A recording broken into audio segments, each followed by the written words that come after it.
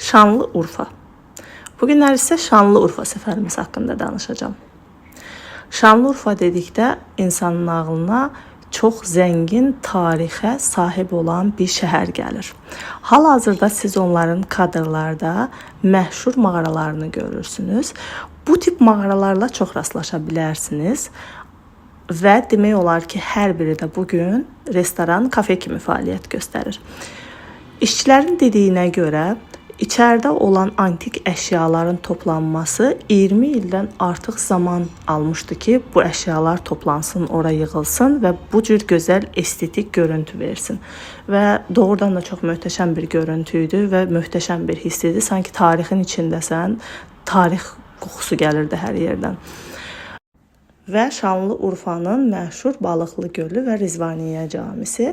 Biz belə qablarda yemlər alıb balıqları yemlədik və çox möhtəşəm bir görüntü ortaya çıxdı. Hal-hazırda azan verilir, dinləyək.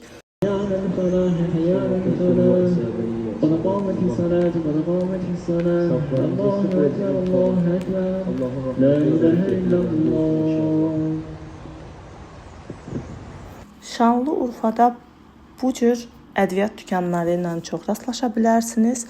Yerli cəmaatın qazanc mənbəyidir bir sözlə desək.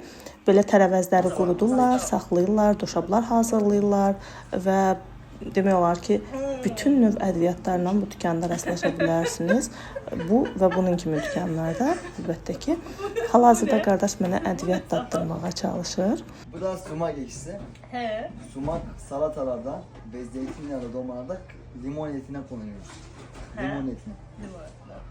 Hadi bakalım. Bize ekşitme. Və beləcə gülə-gülə bütün doşablardan dadmış oldum və təbii ki də hərəsinin ayrı-ayrı dadı var idi.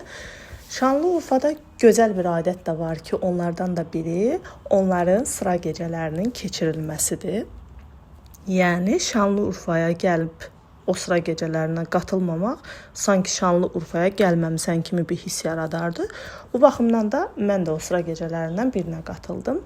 Hal-hazırda kadrlarda da görürsünüz, çiğ köftənin insanların gözünün önündə hazırlanması prosesi baş tutur və milli geyimlərdə bu cür rəqslər və davulun üzərində alov şousunu göstərir. Hal-hazırda da kadrda görürsünüz.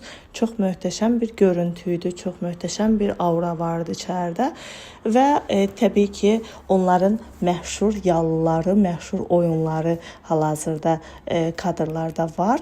Mən hal-hazırdakı o kadrları pozmuşam.